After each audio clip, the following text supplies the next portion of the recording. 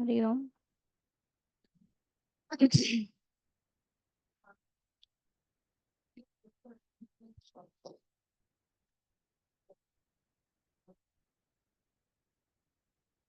Start చేద్దాం। ఓం ఓం ఓం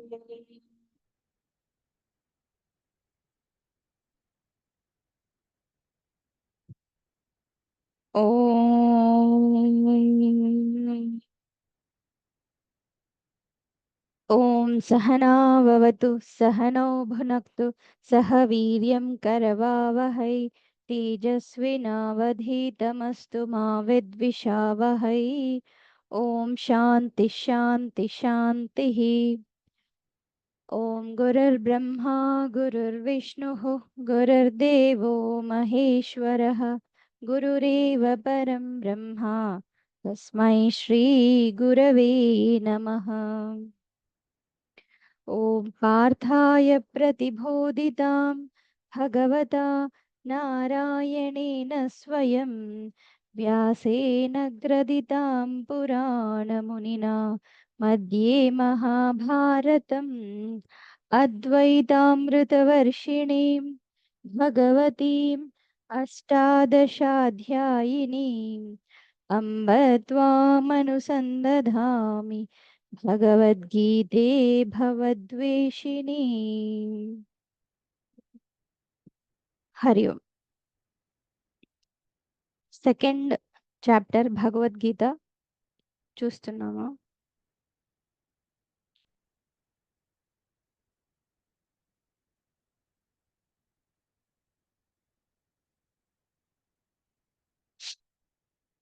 so శ్రీకృష్ణుడికి అర్జునుడికి ఇంకా కాన్వర్జేషన్ జరుగుతూ ఉంది. ఏమని అంటే, అసలు నేను ఈ యుద్ధం చేయాలని అనుకోవట్లేదు అని అర్జునుడు కొన్ని పాయింట్స్ ఇవ్వడం జరిగింది.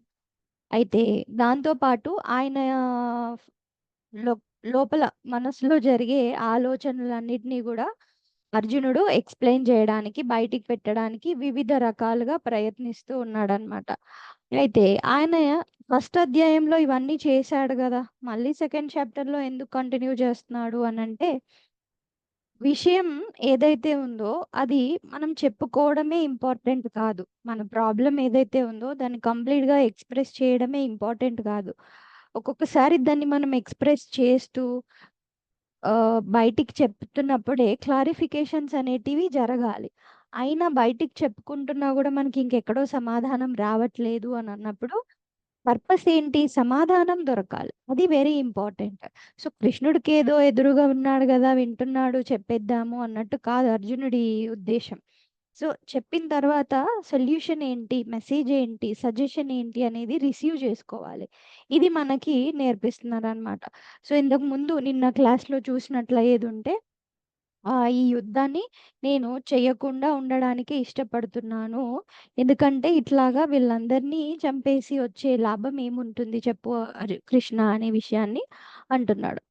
అయితే ఇక్కడ మనం తెలుసుకోవాల్సింది ఏంటి అని అంటే, విషయం వినడానికి అర్జునుడు ప్రిపేర్ అవుతున్నాడా లేదా కూడా ఇంపార్టెంట్. సో చాప్టర్ పేరు వచ్చేసి, అధ్యాయం పేరు సాంఖ్య యోగం, అంటే సమగ్రమైన జ్ఞానాన్ని వివరించే అధ్యాయం. అయితే అంతగా వివరించాల్సి వస్తుంది అని అన్నప్పుడు ఊరికే చెప్పడం కూడా ఇంపార్టెంట్ కాదు. చెప్పేవాళ్ళు ఎంత పర్ఫెక్ట్ ఉన్నా కూడా వినే వాళ్ళకి ఆ అధికారిత్వం, ఎలిజిబిలిటీ అనేది ఉండగలగాలి. సో దాన్ని ఇక్కడ మనకు సూచిస్తున్నారనమాట. ఇప్పుడు పిహెచ్డి చేస్తున్న వాళ్ళు, ప్రొఫెసర్స్, సైంటిస్టులు చాలా మంది ఉంటారు. వాళ్ళకి సబ్జెక్ట్ నాలెడ్జ్, వాళ్ళ వాళ్ళ ఫీల్డ్లో సబ్జెక్ట్ నాలెడ్జ్ చాలా క్లియర్గా తెలిసి ఉంటుంది. కానీ వాళ్ళు అంత పర్ఫెక్ట్గా చెప్తున్నారు, బాగుంది. వాళ్ళు వచ్చి ఫస్ట్ సెకండ్ స్కూల్ పిల్లలకు చెప్పారనుకోండి, సెకండ్ ఫస్ట్ క్లాస్ వాళ్ళు ఏమనుకుంటారు? యూనో వాళ్ళ వాళ్ళ క్లాస్ విన్నారనుకోండి, సైంటిస్ట్ నేను ఇది ఇన్వెంట్ చేశాను, ఇది కనిపెట్టాను, ఇది ఇట్లాగా చెయ్యాలి, ఈ ఫార్ములా ఇది, ఈ మ్యాథ్స్ సొల్యూషన్ ఇది అంటే వాడేమంటాడు? ఆ ఫస్ట్ సెకండ్ పిల్లాడు ఏంటో మాట్లాడుతున్నాడు, నాకేం అర్థం కావట్లేదు అని అంటాడు కదా. అక్కడ తప్పెవరిది? తప్పని కాదు అక్కడ, మిస్ మ్యాచ్ అవుతుంది. సో, అధికారిత్వం మన లోపల పెరుగుతున్నప్పుడు ఏమవుతుంది అంటే, ఎదుట ఎంత జ్ఞానం చెప్పబడుతుంది అనేది క్లారిటీ వస్తది. సో, మరి శ్రీకృష్ణుడు అంత జ్ఞానం చెప్తున్నాడు, చెప్పబోతున్నాడు అన్నప్పుడు, అర్జునుడి మైండ్‌సెట్ ఇంతకు ముందులాగా డిస్టర్బ్డ్‌గా, కన్‌ఫ్యూజ్డ్‌గా, దుఃఖంలో ఉండిపోతుందనుకోండి, మరి వినడానికి ప్రిపరేషన్ అవుతుందా లేదా? అది వెరీ ఇంపార్టెంట్. సో, దాని నుంచి బయటికొస్తున్నాడా లేదా? ఎలాగా అర్జునుడు కృష్ణుడికి కనెక్ట్ అవుతున్నాడు అంటే జ్ఞానానికి కనెక్ట్ అవ్వబోతున్నాడు అనేది మనకి సెకండ్ చాప్టర్‌లో మళ్ళీ ఫస్ట్ 10 శ్లోకాస్‌లో కనెక్ట్ చేస్తూ ఉన్నారు. ఓకే. ఒకసారి చూద్దాం. నిన్న ఇంట్రడక్షన్‌లో కొన్ని చూసాము. సో, కృష్ణుడు అడుగుతున్నాడు, "ఏంటి కుతస్త్వ కష్మలమిదం?" ఓ అర్జున, ఇలాగా నీ మనసులో ఇలాంటి కల్మషమైన ఈ విచిత్ర ఆలోచనలు ఇట్లాగా చివరి సమయంలో ఎందుకొస్తున్నాయి? విషమే సముపస్థితం. చివరి సమయంలో అంటే క్లైమాక్స్ అంటే పీక్ స్టేజ్‌లో ఎందుకొస్తున్నాయి? అంతేగాదు ఇలాంటివి అనార్యజుష్టం, అస్వర్గ్యం, అకీర్తికరం. ఈ 3 పదాలు వాడడం జరిగింది. సో, ఇది నీకు నీ రాజ్యానికి గాని, నీ ప్రొఫెషన్‌కి గాని, నీ క్యారెక్టర్‌కి సంబంధించింది ఎట్లా గూడా నీకిది సెట్ కాదు అర్జున అని అంటున్నాడు. ఇక్కడ పీక్ టైమ్‌లో విషమే సముపస్థితం అంటున్నారు కదా! సో, చివరి సమయం అనంటే ఇక్కడ మనం ఒకటి నిన్న చెప్పుకున్నాం వివరణ. ఏంటి? యుద్ధానికి అందరొచ్చి కూర్చున్నారు. ఇంకా యుద్ధం జరగబోతుంది. ఇప్పుడేంటి సడెన్‌గా అని ఒక ఎక్స్‌ప్లనేషన్. ఇంకొకటేంటి అనంటే, వాళ్ళు దుర్యోధనాదులెవరైతే ఉన్నారో 1, 2, 3, 100, 1,00,000 తప్పులు చేస్తూనే ఉన్నారు. ఓకే. ఇంక వాళ్ళని క్షమించరాని పరిస్థితిలో కూడా వీళ్ళు వదిలేయడానికి సిద్ధమైనా గూడా వాళ్ళింకా మోసం జేస్తూనే ఉన్నారు. ఏదో ఒక విధంగా వీళ్ళని అణగదొక్కుతూనే ఉన్నారు. ఇంత చివరి పరిస్థితిలో అనంటే వాళ్ళు మిమ్మల్ని అన్ని కష్టాలు పెట్టిన తర్వాత గూడా, ఇలాంటి పరిస్థితిలో కూడా ఇప్పుడు నువ్వు వదిలేస్తే ఎట్లాగా? సో, చివరి అంటే జస్ట్ యుద్ధం స్టార్ట్ అవ్వబోతుంది అన్నట్టే కాదు. వాళ్ళు చేసే దుర్మార్గత్వం గూడా పండింది అన్నట్టు. సో, ఇప్పుడు వాళ్ళ దుర్మార్గత్వం గూడా పండింది.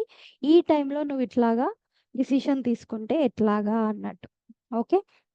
సో, అట్లాగా రకరకాలుగా విషమే సముపస్థితం అని అర్థం జేసుకోవాలి. ఓకే. సో, అది నీకు నీ ప్రొఫెషన్‌కి గాని, బేసికల్ నీ క్యారెక్టర్‌కి గాని ఇది సెట్ కాదు అర్జున అనే విషయాన్ని జెప్తున్నాడు. కాబట్టి వెంటనే ఇట్లాగా నీ ఈ క్షుద్రం హృదయ దౌర్బల్యం, నీ మనస్సులో ఉన్న వీక్‌నెస్ ఏదైతే ఉందో, బలహీనతలు ఏవైతే ఉన్నాయో వాటిని వెంటనే వదిలేసేయి. ఇంకా ఇంకా బలహీనుడివి అవ్వొద్దు. వీటినే పదే పదే ఆలోచిస్తున్నారనుకోండి, ఏదో ఒక డిస్టర్బెన్స్ వస్తది లైఫ్‌లో. దాన్నే పదే పదే తలుచుకుంటూ ఉంటారు కొంతమంది. తలిచి తలిచి ఏం చేస్తారు? ఉన్న పాజిటివిటీ గూడా కోల్పోతుంటారు. సో, ఇంకా ఆపేసేయి. తలుచుకోవడం ఆపేసి యుద్ధానికి సిద్ధమవ్వు. త్యక్త్వ ఉత్తిష్ట పరంతప ఓ పరంతప లేసి యుద్ధం చెయ్యు అని అంటున్నాడు. ఓకే. సో, దానికి అర్జునుడు చెప్తూ ఉన్నాడు ఏమని? నిన్న చదివాము. మళ్ళీ ఒకసారి చూద్దాం. శేషు గారు రిపీట్ చేయండి.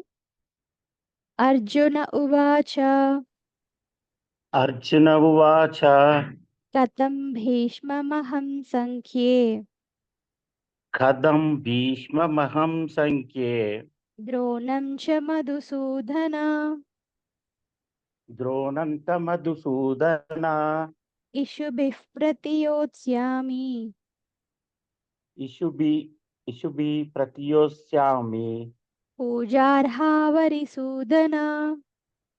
పూజార్హ వరిసూదన. నెక్స్ట్ కూడా చదువుదాము. Fifth one. ఉమ్. గురూణ హత్వా హి మహానుభావాన్ గురూణ హత్వా హి మహానుభావాన్ శ్రేయో భోక్తుం భైక్ష్యమపీహ లోకే శ్రేయో భోక్తుం వైక్ష్యమపీహ లోకే హత్వార్థకామాంస్తు గురూనిహైవ అత్వార్థకామాస్తు గురూనిహైవ భుంజీయ భోగాన్ రుధిర ప్రదిగ్ధాన్. భుంజీయ భోగాన్ రుధిర ప్రదిగ్ధాన్. రైట్. సో ఇది నిన్న కూడా చూసాము, బట్ మళ్ళీ ఒకసారి చూద్దాం.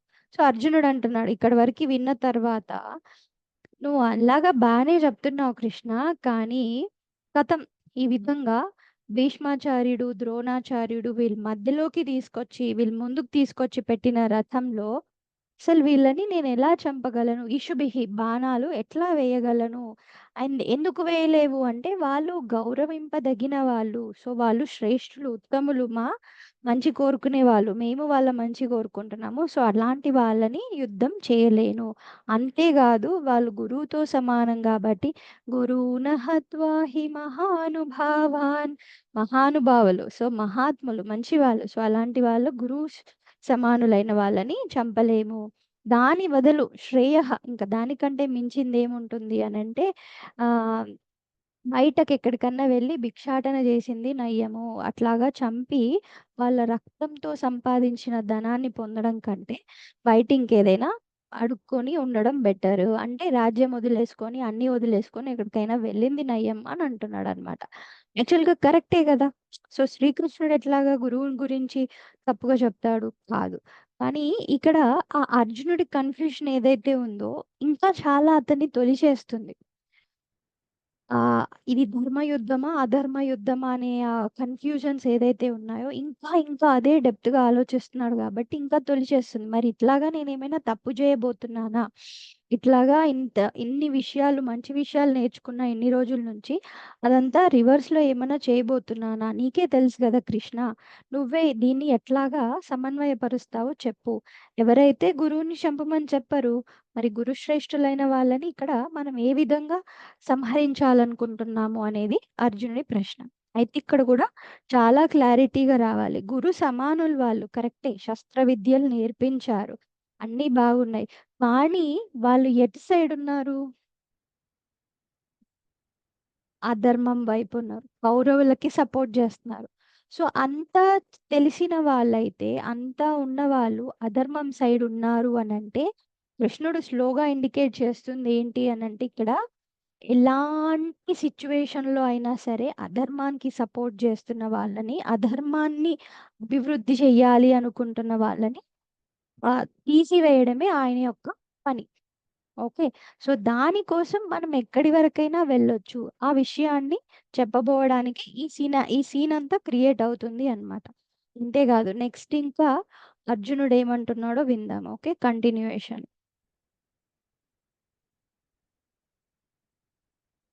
శేషు గారు చెప్పండి.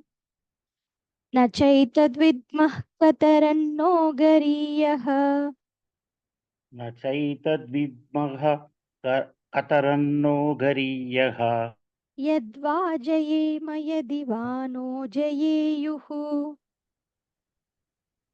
यद्वा जयेम यदि वा नो जयेयुः యానేవ హత్వా న జిజీవిషామః यानेव हत्वा न जिजीविषामः ఏవ స్థితాః ప్రముఖే ధార్తరాష్ట్రాః.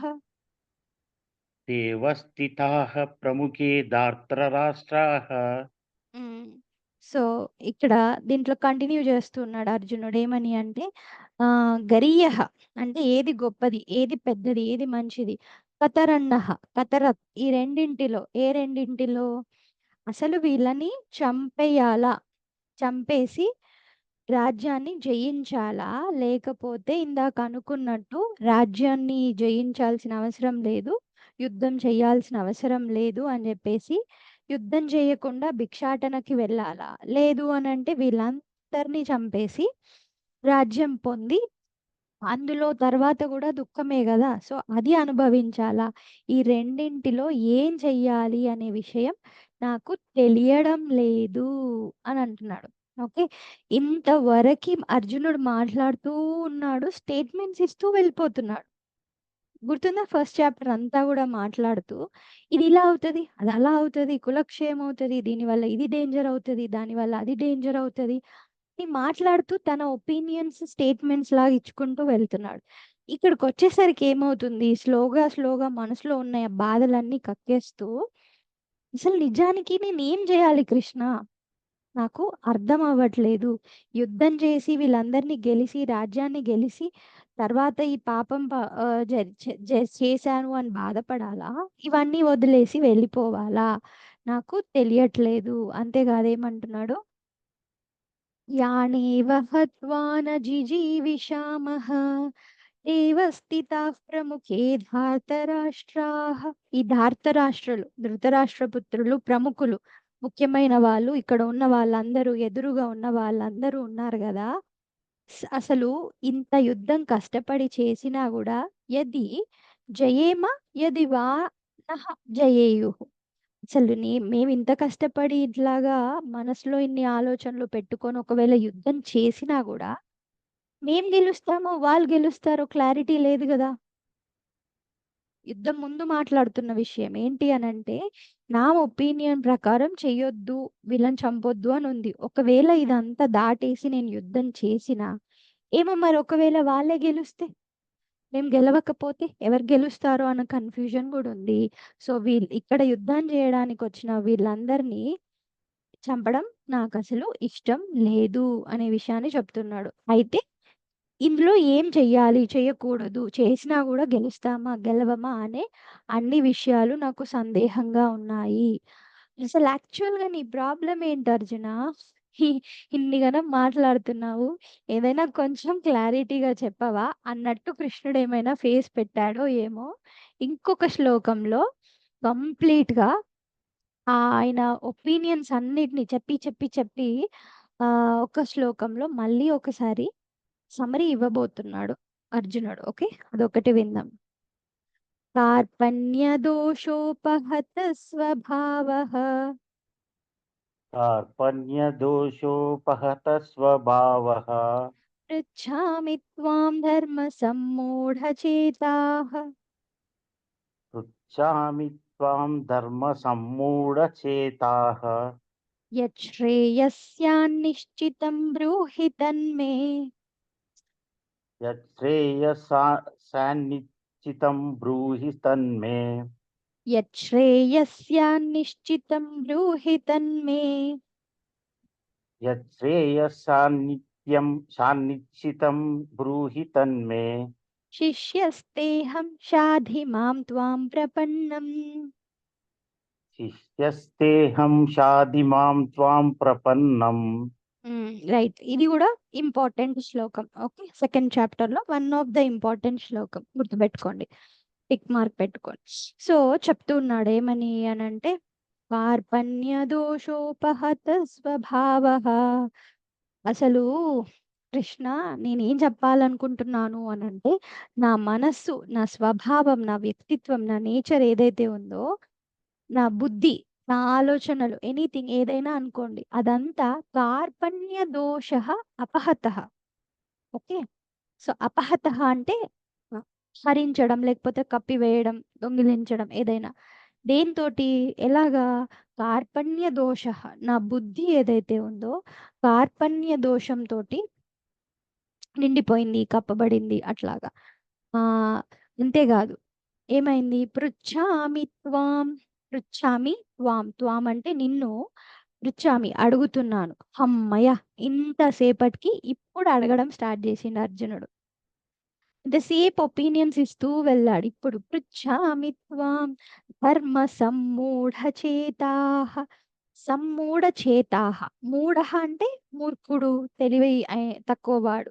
ఇక్కడ ఏంటి? సమ్మూఢ అంటే కంప్లీట్ గా నా బుద్ధి ఏదైతే ఉందో అది నశించిపోయింది. ఏం నశించిపోయింది? ఎలాంటి బుద్ధి?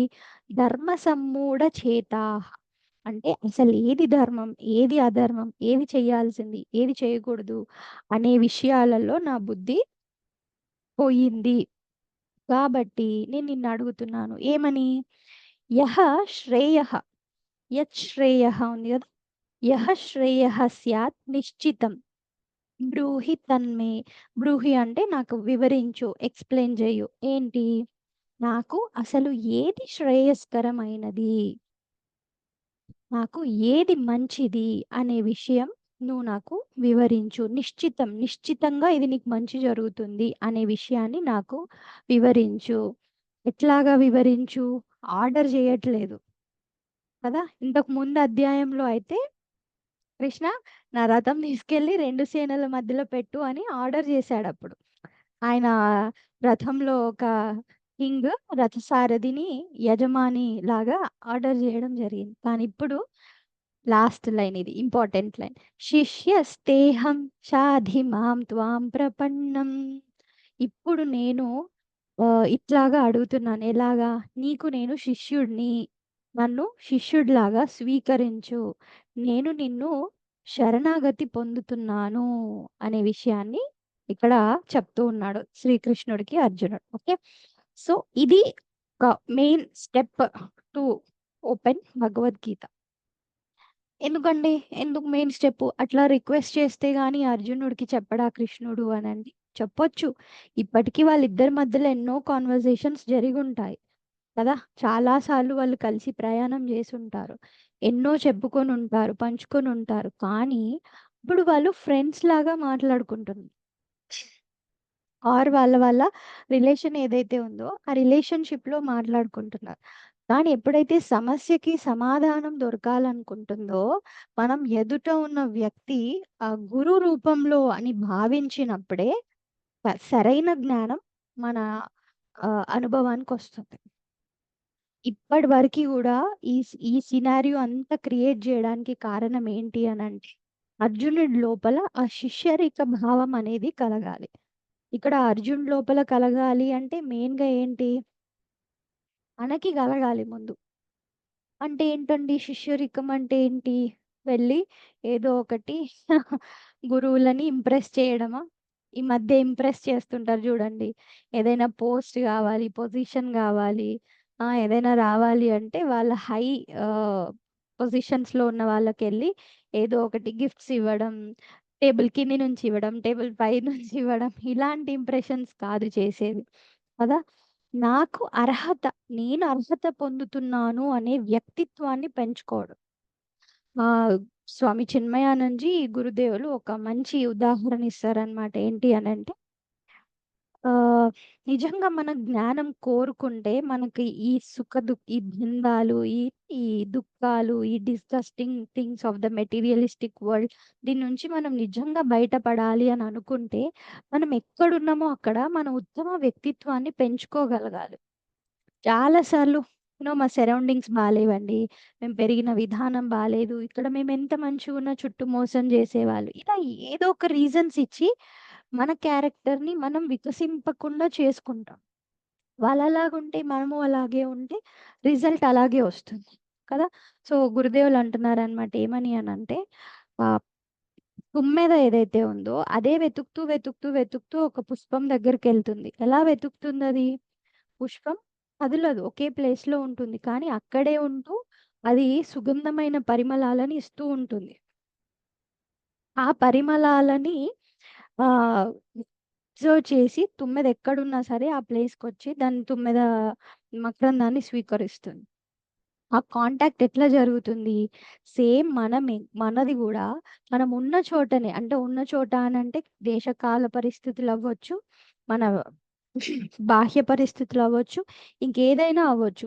అక్కడ మన వ్యక్తిత్వాన్ని కోల్పోకుండా, మనం విలువలతో కూడుకున్న ఉత్తమమైన జీవితాన్ని నడుపుకుంటున్నప్పుడు, భగవంతుడే ఏదో ఒక విధంగా వచ్చి జ్ఞానం అందిస్తాడు.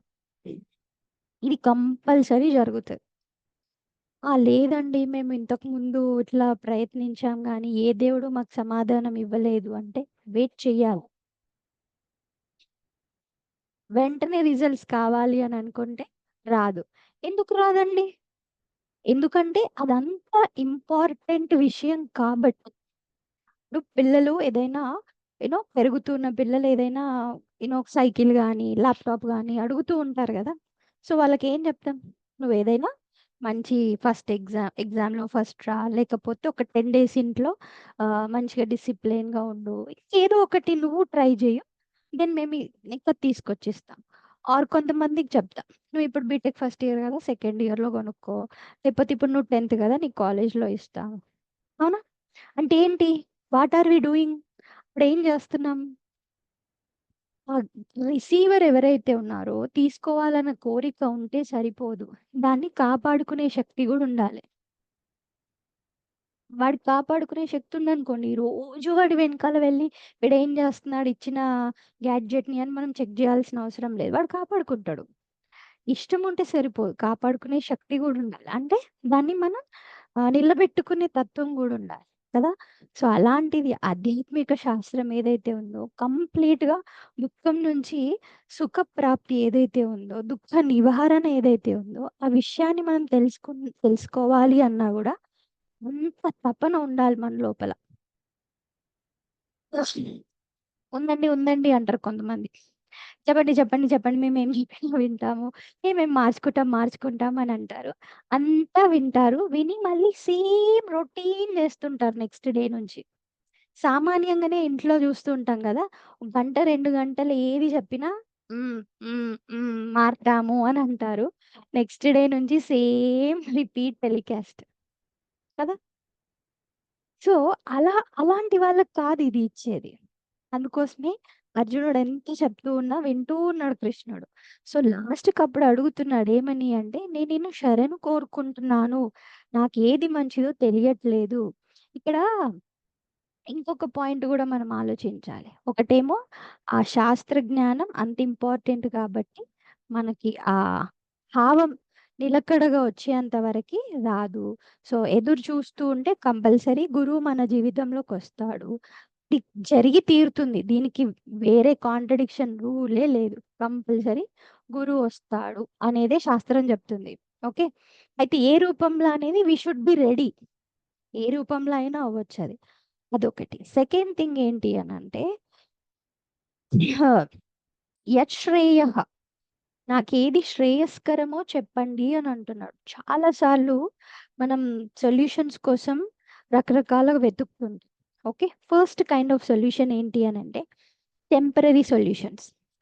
ఏ ఇప్పుడు బయట పడిపోతే చాలబ్బా! రేపటి విషయం రేపు జూసుకుందాము అని అంటుంటాం. ఏదైనా గొడవ అయిపోయిందనుకోండి, ఏ నేనిప్పుడే బయటికెళ్ళొస్తా అని ఎళ్ళొస్తుంటారు కొంతమంది. ఎందుకు? ఆ టైంలో అక్కడి నుంచి మాయమైపోతే సరిపోతది. సో, ఈ ఇన్‌స్టాంట్‌గా ఎస్కేప్ అయ్యే వాటికి కాదు. ఇక్కడ ఇది అడగట్లేదు అర్జునుడు. యత్ శ్రేయః అంటే నాకేది మంచి జరుగుతుంది. సో, నాకు ఈజీగున్న జవాబివ్వు కృష్ణ అనట్లేదు. సెకండ్ థింగ్ నాకు నచ్చినట్టు చెప్పు అనట్లేదు. చాలా సార్లు కొంతమంది మంచి మంచి రిలేషన్‌షిప్స్ బ్రేక్ అవుతూ ఉంటాయి. ఎందుకు? ఎందుకంటే వాళ్ళు మనకిష్టమున్నట్టు మెదలట్లేదు అని. వాళ్ళు మనకిష్టమున్నట్టు నడుచుకోవట్లేదు అని. వాళ్ళు మనకిష్టమున్నట్టు నడుచుకోవట్లేదు వాళ్ళకిష్టమున్నట్టు మనం నడుచుకోవట్లేదు అనేటివి 2 గూడా ఫేకే. అదెప్పుడో ఒకసారి బ్రేక్ అయితది. మరెలా ఉండాలండి అంటే, ఇద్దరూ గూడా మంచి వైపు వెళ్ళగలగాలి ఒక రిలేషన్‌షిప్‌లో. ఉత్తమమైన దాని కోసం వెళ్ళగలగాలి. సో, నాకు నచ్చినట్టు నువ్వుండు అనడం కాదు. నీకు ఏది మంచి జరుగుతదో, దాని వల్ల అందరికీ మంచి జరుగుతదో అది చెయ్యాలి అనేది ఇంపార్టెంట్ విషయం. సో, ఇక్కడ అర్జునుడు గూడా నాకేది మంచో అది చెప్పు కృష్ణ ఐ మీన్ నాకిష్టమైందేదో అది చెప్పు కృష్ణ అనట్లేదు. సో, నా ఇష్టమైంది చెప్పు అనంటే మళ్ళీ సేమ్ అందరిలాగానే కాంట్రడిక్షన్స్ వచ్చేస్తాయి. కానీ ఇక్కడ యత్ శ్రేయః శ్రేయస్కరమైంది. శ్రేయస్కరమైంది అంటే ఏంటి? శాశ్వతంగా పాజిటివ్ రిజల్ట్స్‌నిచ్చేది. ఓకే. శాశ్వతంగా అంటే మళ్ళీ ఇది ఆత్మ చైతన్య స్థితి గురించి కాదు మాట్లాడుకునేది. బట్ జీవితంలో మనం ఏదైనా డిసిషన్స్ తీసుకుంటున్నప్పుడు లాంగ్ లాస్టింగ్‌గా మంచి రిజల్ట్స్ ఇస్తున్నాయా? లేదా టెంపరరీగా ఇన్‌స్టాంట్‌గా యూ నో ట్రెండ్ ఏదో నడుస్తుంది. ఆ విధంగా మేమెళ్ళిపోతాము. కొంతమంది చూడండి టీనేజర్స్ జస్ట్ హ్మ్. ఆహ్, వీళ్ళు టీనేజ్‌కి రాబోతున్న వాళ్ళు గూడా ఈ మధ్య ఏమవుతుంది కంపారిజన్ స్టార్ట్ అయింది.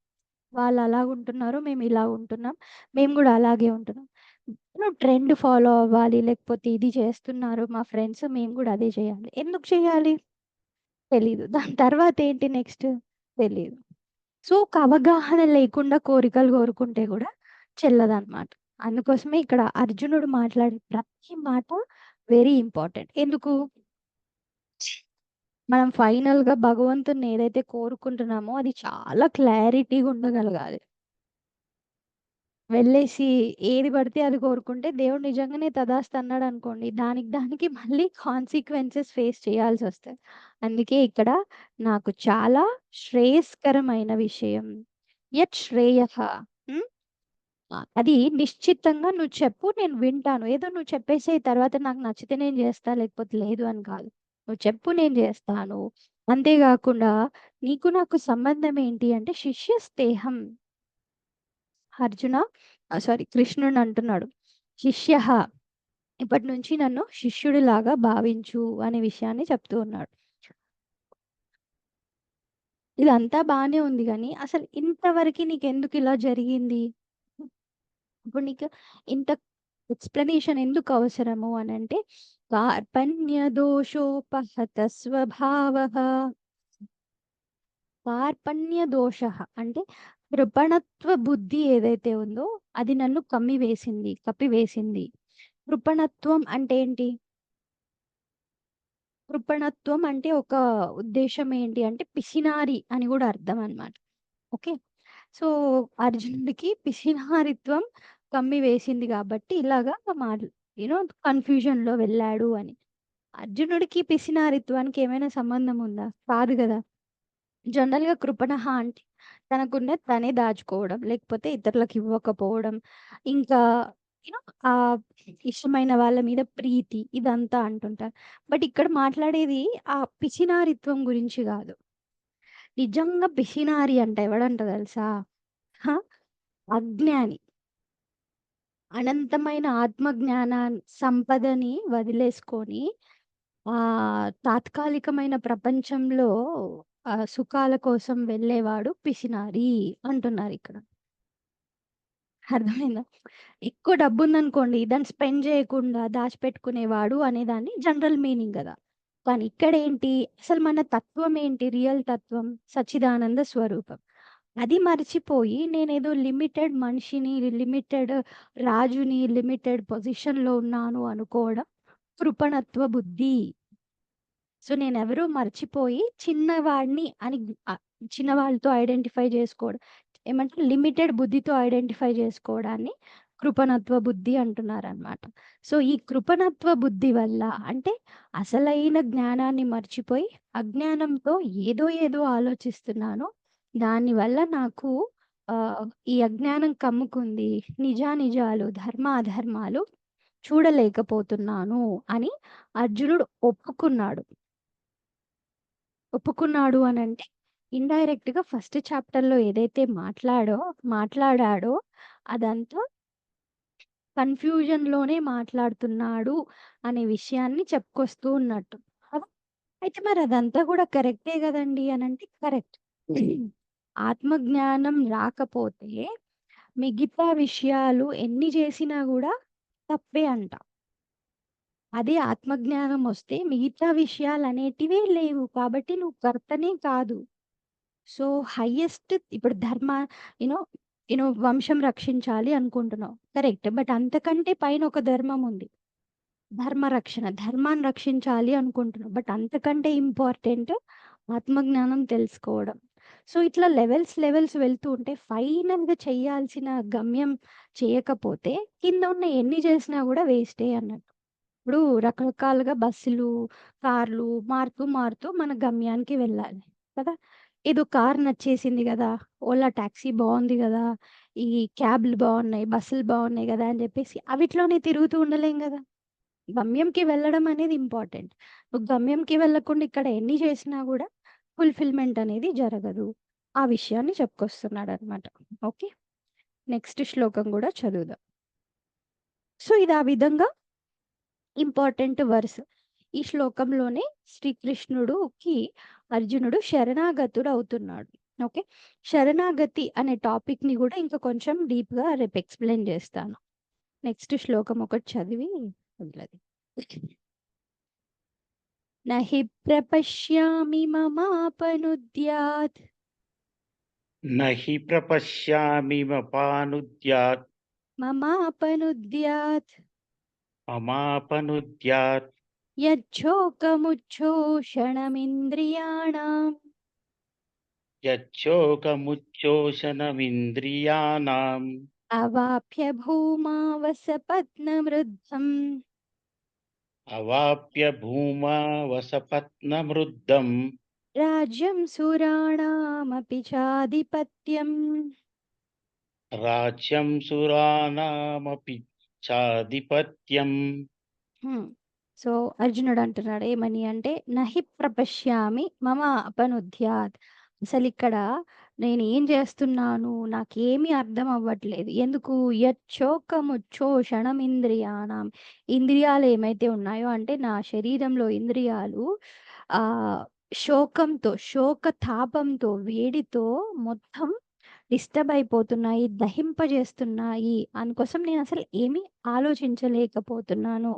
అంతేకాదు ఇంత తెలుసుకున్నప్పటికీ గూడా ఈ విషయం అంతా జరుగుతున్నప్పటికీ అవాప్య భూమా వసపత్నమృద్ధం రాజ్యం సురాణామపి చాధిపత్యం.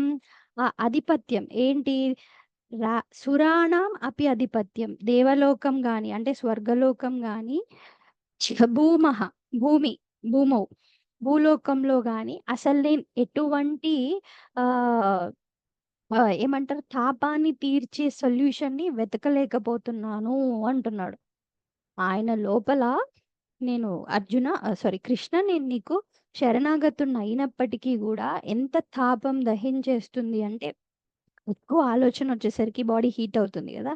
సో, ఆ తాపం ఒకటి, కన్‌ఫ్యూజన్ ఒకటి ఇవన్నిట్లల్లో అసలు నేను ఒక విషయాన్ని ఆలోచించలేకపోతున్నాను. ఆ తాపం ఏదైతే ఉందో నన్ను దహించేస్తుంది.